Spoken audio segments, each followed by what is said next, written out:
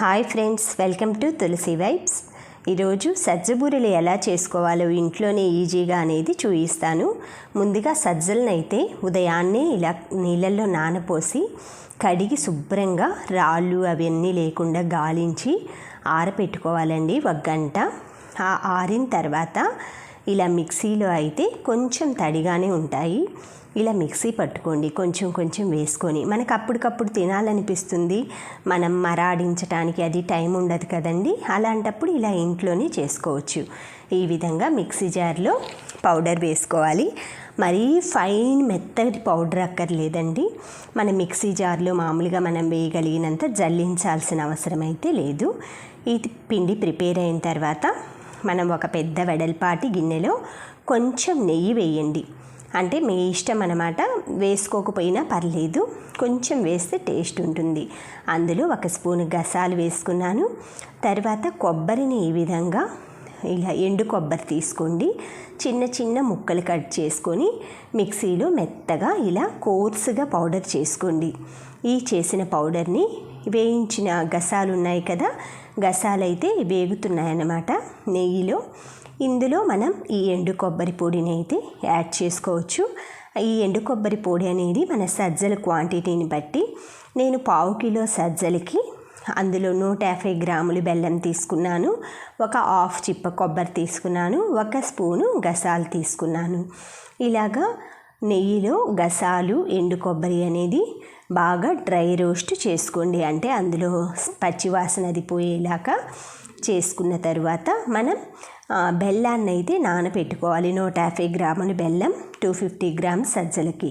ఈ విధంగా నీళ్ళల్లో ఫస్ట్ అయితే కొంచెం దంచుకొని నానబెట్టుకొని ఇందులో వేగిన తర్వాత ఈ బెల్లం నీళ్ళు అయితే యాడ్ చేసుకొని, ఆ చిన్న చిన్న ముక్కలు ఉన్నాయి కదా బెల్లము, అవి మనం గెంటితోటి ఈ చెక్క గరిటతోటి ఈ కొంచెం అలా స్మాష్ చేసామంటే వెంటనే మెత్తగా మెల్ట్ అయిపోతాయి అన్నమాట. బెల్లం అనేది పాకం రాకుండా చూసుకోండి, మామూలుగా కరగాలి అంతే. ఆ బెల్లం కరగంగానే మనం సజ్జపిండి అయితే యాడ్ చేసుకోవాలి. పాకం అయితే లేత పాకం అక్కర్లేదు, ముదురు పాకం అక్కర్లేదు. ఈ బెల్లం నీళ్ళు కొంచెం వాటర్లో మనం ఆ బెల్లం అంతా కరిగిందాక అయితే బాయిల్ చేసుకోవాలి. కొంచెం ఒక్క బాయిల్ రాగానే ఇలా సజ్జల పిండి అయితే యాడ్ చేసేసుకొని బాగా ఉండలు లేకుండా మెత్తగా ఇలా గరిటెతో తిప్పి చేత్తో అయితే స్మూత్గా మనం ఇలా కలుపుకోవాలన్నమాట. మనకి పూరీ పిండి కలుపుకుంటాం కదా, ఆ విధంగా కలుపుకొని ఒక కవర్, పాలిథిన్ కవర్ కానీ ఏదైనా ప్లాస్టిక్ కవరు, ఆకులో ఆయిల్ బాగా డీప్ ఫ్రై అయిన తర్వాత కొంచెం చేతికి తడి నీళ్ళు అలా రాసుకొని వాటర్తో అయితే కవర్ని అలా తడుపుకొని సజ్జబూరెలు ఈక్వల్గా షేప్ వచ్చేటట్లు గుండ్రంగా మనం గారెలు ఎలా ఒత్తుతామో ఆ విధంగా ఒత్తుకోవాలి. ఇలా సజ్జబూరెలు అనేవి వేయగానే కొంచెం పెద్ద మంట మీదే వేసుకోవాలండి, తొందరగా కాలిపోతాయన్నమాట. సజ్జబూరెల కలరే ఆ విధంగా ఉంటుందండి.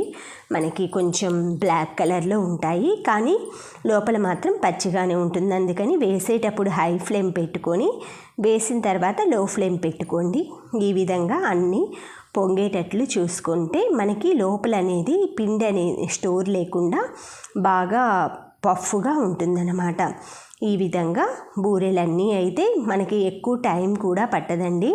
ఒక 1/2 అవర్ టైం పెట్టామంటే ఈ సజ్జబూరెలు ఎంతో ఈజీగా పిండి పట్టడం కాడి నుంచి మొత్తం చేయటం వరకు ఈజీ ప్రాసెస్ అండి. ఎప్పటికప్పుడు మనం ఇలా 1/2 కేజీ క్వాంటిటీలోనే చేసుకోండి.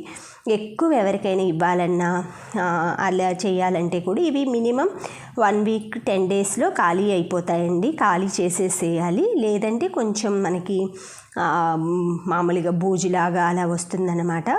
బాగా డీప్ ఫ్రై చేస్తాం, కానీ 15 డేస్ కూడా ఉండవండి. ఒక 10 డేస్ లోపలే, 10 డేస్ మినిమం తినేసేసేస్తే మనకి ఫ్రెష్గా ఉంటాయి అన్నమాట. ఈ విధంగా అన్ని సజ్జబూరెలు అయితే ఈక్వల్గా ఒత్తేసుకోండి.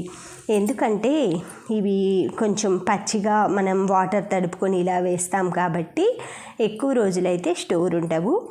మినిమం 15 డేస్ ఉండేలాగా మీరు రెడీ చేసుకోండి. అంటే అన్ని ఐటమ్స్ రోజుకి 4-5 అసలు ఒక్కటి తిన్నారంటే వదిలిపెట్టరండి ఎవరైనా కూడా. ఒకటి తినగానే ఇంకా తినాలనిపిస్తుంది అన్నమాట. మనకి ఈక్వల్గా ఉంటుందన్నమాట. బెల్లం కూడా అంటే ఎక్కువ బెల్లం లేకుండా మనకి మామూలుగా మీడియంగా ఉంటుందన్నమాట. ఈ విధంగా సజ్జబూర్లన్నీ మొత్తం అయితే ఇలా కాల్చుకోండి. ఆ తర్వాత మొత్తం చల్లారిన తర్వాత ఒక బౌల్లోకి తీసేసుకోవాలి. తీసుకొని చల్లారి అంటే బాగా వేడి తగ్గిన తర్వాతే మనం ఏదైనా డబ్బాలో కానీ మామూలుగా గ్లాస్ కంటైనర్లో కానీ ప్లాస్టిక్ కంటైనర్లో కానీ పెట్టుకొని పైన టిష్యూ పేపర్ ఒకటి వేసేసుకొని మూత పెట్టేసేసుకోండి. మీకు ఈజీగా 10 days 15 days వరకు అయితే చక్కగా తినచ్చండి. మంచి హెల్తీ ఫుడ్. ఈ సజ్జబూరెల్లో ఫైబర్ క్వాంటిటీ ఎక్కువ ఉంటుంది. బెల్లంలో ఐరన్ ఉంటుంది, కొబ్బరిలో ఫైబర్ ఉంటుంది, గసగసాలు మంచిది, చలువ చేస్తుందన్నమాట. మంచి మంచి పదార్థాలన్నిటితో కలిపిన ఫుడ్ అన్నమాట. ఆరోగ్యకరమైన బలవర్ధకమైన హెల్తీ ఫుడ్. ఈ విధంగా సజ్జబూరెలు అయితే ఇట్లా అయిపోయింది వండటం. తీసుకొచ్చేసి చూడండి, ఇలా తుంచితే ఎలా హోల్ లాగా ఉందో ఈ విధంగా అయితే ఉంటే మనకి టేస్ట్ బాగుంటుంది. మనకి స్టమక్ పెయిన్స్ ఇవి రాకుండా ఉంటుంది. నేను కొంచెం సాల్ట్ యాడ్ చేశానండి, ఆ స్కిప్ మర్చిపోయానమాట. పిండి కలిపేటప్పుడు కొంచెం 1/4 teaspoon సాల్ట్ యాడ్ చేసుకోండి. బెల్లాన్నది ఈక్వల్ చేస్తుందన్నమాట. ఈ విధంగా చేసుకొని ఎంజాయ్ చేయండి. Thank you friends. Thank you for watching. Thank you for valuable time. Please subscribe my channel.